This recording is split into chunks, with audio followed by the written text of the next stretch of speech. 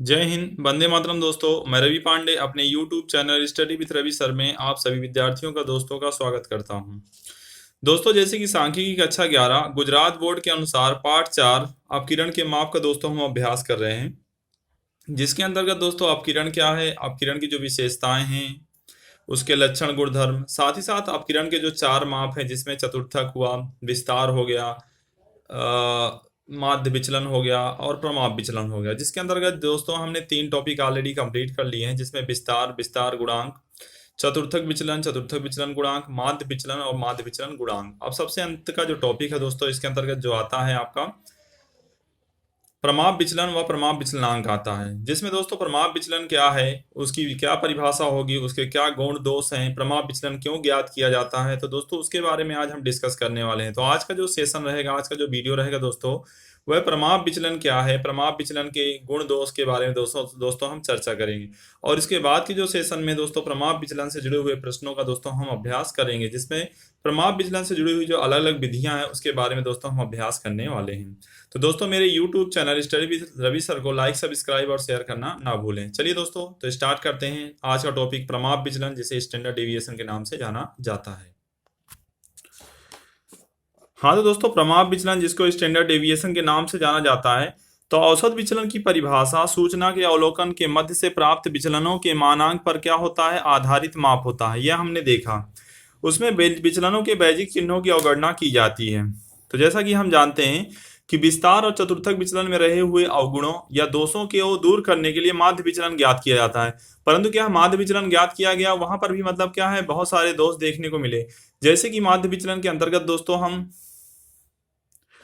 उसका उपयोग जो है सांख्यिकी के अध्ययन में नहीं कर सकते, बैजिक क्रियाओं के लिए उपयोग में नहीं लिया जा सकता। उसमें जो ऋणात्मक चिन्ह होते हैं वह क्या किए जाते हैं, उनको दूर कर दिया जाता है, जिसके चलते मतलब क्या है, वहां पर कुछ मर्यादाएं रह गई हैं। तो औसत विचलन की परिभाषा सूचना के अवलोकनों के माध्य से प्राप्त विचलनों के मानांक पर क्या होता है, आधारित होता है। यह हमने देखा। उसमें विचलनों के बैजिक चिन्हों की अवगणना की गई है, यानी उनको ध्यान में नहीं लिया गया, इसलिए सांख्यिकी के उच्च अध्ययन में उसका उपयोग कम देखने को मिलता है। अपकिरण के एक महत्व का माप प्रमाप विचलन में यह मर्यादा क्या हो जाती है, दूर हो जाती है। यानी कि प्रमाप विचलन इसलिए ज्ञात किया जाता है कि जिससे माध्य विचलन में रही हुई जो मर्यादा है या उसके जो दोष हैं या नुकसान है, उनको दूर करने के लिए दोस्तों हमें प्रमाप विचलन की गणना करनी पड़ती है। तो अपकिरण का एक महत्व का माप जिसे प्रमाप विचलन से यह मर्यादा क्या हो जाती है, दूर हो जाती है। तो दोस्तों सूचना के प्रत्येक अवलोकन के माध्य में से लिए गए विचलनों के मानांक के बदले विचलनों का वर्ग लेकर उनके योग को कुल संख्या से भाग देकर हमें अपकिरण के एक महत्व का माप मिलता है, जिसे दोस्तों हमें विचरण या वेरिएंस कहते हैं, जिसे संकेत में एस स्क्वायर के द्वारा दोस्तों दर्शाया जाता है। विचरण के धन वर्ग मूल्य को प्रमाप विचलन कहते हैं, जिसे संकेत में स्मॉल एस के द्वारा दर्शाया जाता है। तो एक बार दोस्तों फिर से इसको पढ़ते हैं। सूचना के प्रत्येक अवलोकन के माध्य से लिए गए विचलनों के मानांक के बदले विचलनों का वर्ग लेकर उसके योग को कुल संख्या से भाग देकर हमें अपकिरण के एक महत्व का जो माप प्राप्त होता है उसे हम क्या कहते हैं, विचरण कहते हैं, जिसे संकेत में इस एस स्क्वायर के द्वारा दर्शाया जाता है। विचरण के धन वर्ग मूल्य को प्रमाप विचलन कहते हैं, जिसे संकेत में स्मॉल एस के द्वारा भी दर्शाया जाता है। कार्ल पियर्सन नाम के प्रसिद्ध सांख्यिकीविद ने प्रमाप विचलन की परिभाषा निम्न रूप से दी थी। प्रमाप विचलन के बारे में जो ख्याल है वह कार्ल पियर्सन द्वारा मतलब दिया गया था। तो सूचना के अवलोकनों का उसके माध्य में से लिए गए विचलनों के वर्गों की औसत का धन वर्ग मूल्य अर्थात प्रमाप विचलन। तो प्रमाप विचलन अर्थात क्या, तो सूचना के अवलोकनों का उसके माध्य में से लिए गए विचलनों के वर्गों की औसत का धन वर्ग मूल्य अर्थात क्या हो जाएगा दोस्तों, प्रमाप विचलन होगा। समष्टि की इकाइयों के मूल्य संबंधी सूचना देते मापों में माध्य के पश्चात प्रमाप विचलन सबसे विशेष माप उपयोगी होता है। तो एक बार फिर से दोस्तों, समष्टि की इकाइयों के मूल्य संबंधी, समष्टि की इकाइयां जो होती हैं उसके मूल्य संबंधी सूचना देने वाले मापों में जो पहला माप तो माध्य आता है, माध्य के बाद जो है प्रमाप विचलन सबसे विशेष या उपयोगी माप माना जाता है। प्रमाप विचलन यह अपकिरण का कैसा माप है, तो प्रमाप विचलन यह अपकिरण का स्वतंत्र या निरपेक्ष माप है।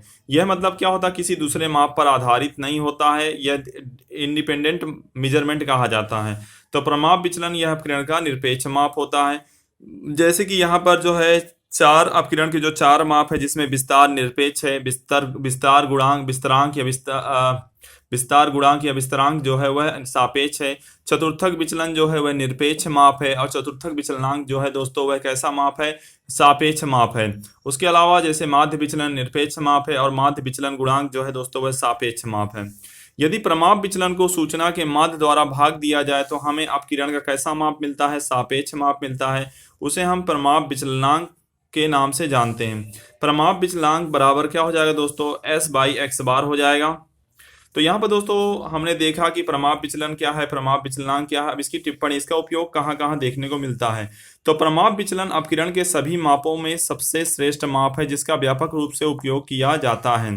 तो याद रखना है, यदि आपसे पूछा जाता है कि अपकिरण के चार मापों में श्रेष्ठ माप कौन सा है, तो अपकिरण के चारों मापों में जो सबसे श्रेष्ठ माप है दोस्तों वह किसका है, वह है प्रमाप विचलन। ठीक है, क्योंकि यह क्या है, यह ऐसा माप है जो कि विस्तार, चतुर्थक विचलन और माध्य विचलन में रहे हुए अवगुणों या दोषों को क्या करता है, दूर करता है, जिसका व्यापक रूप से उपयोग देखने को मिलता है। इसका उपयोग कहाँ, भौतिक शास्त्र में, कृषि विज्ञान में, मेडिकल जैसे प्रयोजित क्षेत्रों में होने से प्रयोगात्मक संशोधन में विचरण व प्रमाप विचलन का उपयोग व्यापक प्रमाण में होता है। तदुपरांत सांख्यिकी, अनुमान, सहसंबंध, न्यायादर्श एवं अन्य क्षेत्रों के अध्ययन हेतु विचरण और प्रमाप विचलन अत्यंत उपयोगी माप माने गए हैं। दोस्तों यहाँ एक आकृति के द्वारा भी बताया गया है कि जिस प्रकार से एक लकहाड़े को आरी और कुल्हाड़ी उसके मतलब क्या होते हैं, आधारभूत साधन होते हैं, उसी प्रकार किसी सांख्यिकी विद यानी सांख्यिकी विद्वान के लिए माध्य व प्रमाप विचलन उसके साधन हैं। तो जैसे लकहाड़े को उसके कार्य हेतु कुल्हाड़ी और आरी उसके आधारभूत साधन है, उसी प्रकार सांख्यिकी विद के लिए माध्य व प्रमाप विचलन वह कैसे साधन है, आधारभूत साधन है। ये दोस्तों M.M. ब्लेयर नाम के व्यक्ति ने क्या किया था, इसके बारे में चर्चा की थी, इसके बारे में संदर्भ या तो दृष्टांत दिया था। चलिए दोस्तों, अब इसके बाद चलते हैं प्रमाप विचलन के जो गुण हैं और अवगुण हैं उसके बारे में दोस्तों हम चर्चा करेंगे। प्रमाप विचलन के गुणों में यानी उसके फायदे क्या बताए गए हैं, इसकी व्याख्या स्पष्ट व निश्चित है। पहले तो प्रमाप विचलन की जो परिभाषा वह कैसी है, स्पष्ट व निश्चित है। इसकी गणना में दोस्तों सभी प्रकार के अवलोकनों का उपयोग किया जाता है। अपकिरण के अन्य मापों की तुलना में प्रमाप विचलन अधिक सक्षम माप है, यानी अपकिरण के अन्य मापों की तुलना में प्रमाप विचलन कैसा माप है, ज्यादा योग्य माप माना जाता है। प्रमाप विचलन अन्य बाह्यिक क्रियाओं के लिए अनुकूल माप है, अर्थात जब दो सूचना समूहों के माध्य व प्रमाप विचलन दिए हुए हों तो सूचना समूहों को मिलाने पर नए समूह का मिश्र प्रमाप विचलन प्राप्त किया जा सकता है। इस प्रकार से बाह्यिक क्रिया अपकिरण के अन्य माप के लिए मिश्र प्राप्त नहीं कर सकते, परंतु यहाँ मिश्र प्रमाप विचलन प्राप्त किया जा सकता है। तो इन शॉर्ट में दोस्तों आपको याद रखना है कि प्रमाप विचलन अन्य बाह्यिक क्रियाओं के लिए कैसा माप है, अनुकूल माप है। अपकिरण के अन्य मापों की तुलना में प्रमाप विचलन का क्या होता है, विशेष उपयोग देखने को मिलता है। तो एक बार दोस्तों फिर से इसके गुणों की चर्चा कर लेते हैं। इसकी व्याख्या स्पष्ट व क्या है, निश्चित है। इसकी गणना में सभी अवलोकनों का उपयोग देखने को मिलता है। अपकिरण के अन्य मापों की तुलना में प्रमाप विचलन कैसा माप है, अधिक योग्य और सक्षम माप है। प्रमाप विचलन अन्य बाह्यिक क्रियाओं के लिए अनुकूल माप है। अपकिरण के अन्य मापों की तुलना में प्रमाप विचलन का उपयोग कैसा होता है, ज्यादा देखने को मिलता है। इसके दोस्तों जो दोष यानी कि इसकी जो मर्यादाएं बताई गई हैं, अपकिरण के अन्य मापों की तुलना में इसकी गणना दोस्तों कैसी है, कठिन है। इस माप में अंतिम अवलोकनों का अधिक महत्व दिया जाता है और खुले सिरे वाली आवर्ती वितरण से प्रमाप विचलन ज्ञात किया जा सकता नहीं है। तो दोस्तों खास करके इसकी जैसे यहाँ पर देखा जाए तो इसके जो फायदे हैं 5 हैं और इसकी जो मर्यादाएं हैं 3 है। तो कहीं ना कहीं मतलब दूसरे जो अपकिरण के माप है उनकी तुलना में यह माप अधिक श्रेष्ठ माना जाता है, क्योंकि इसके क्या है, उपयोग या फायदे अधिक बताए गए हैं और इसके जो नुकसान है वह कम बताए गए हैं दोस्तों। तो इसलिए अपकिरण के अन्य मापों की तुलना में इसकी गणना कैसी है, कठिन है। इस माप में अंतिम अवलोकनों का उपयोग इस माप में अंतिम अवलोकनों को अधिक महत्व दिया जाता है और खुले सिरे वाले आवर्ती वितरण से प्रमाप विचलन ज्ञात करना संभव नहीं है। तो दोस्तों उम्मीद करता हूँ आज का जो टॉपिक है अच्छी तरह से आपको समझ में आ गया होगा। इस टॉपिक को आपको अपनी नोटबुक में लिख लेना है और एक से अधिक बार इसको रीडिंग करना है और वीडियोस के माध्यम से जो है सुनेंगे तो आपको अच्छी तरीके से क्लियर हो जाएगा। तो दोस्तों इसी के साथ आज का सेशन हम कंप्लीट करते हैं कि आज के टॉपिक में हमने दोस्तों क्या सीखा, प्रमाप विचलन क्या है, प्रमाप विचलन गुणांक क्या है और साथ ही साथ उसके जो गुण अवगुण है उसके बारे में दोस्तों हमने चर्चा की। ओके दोस्तों, जय हिंद, जय भारत।